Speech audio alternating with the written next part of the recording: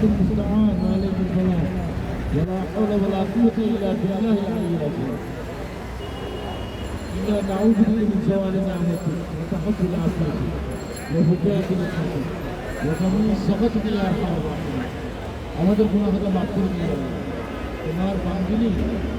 যখন খালাদেরকে গুনাহটা মাফ করে দিবে আল্লাহ তিনজনের সফল করবেন এবং আপিস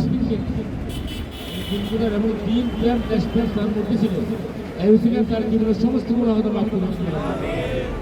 তার সংক্ষিপ্ত পরিবার পরিজনকে সবরুল জমিনকে আমল বদলে নায়ক করে আল্লাহ দেশের যে অপরণীয় ক্ষতি হওয়া আছে অবস্থলে আল্লাহ তার প্রতি সন্তানকে এগিয়ে আসার তৌফিক দান করুন যারা আয়োজন করে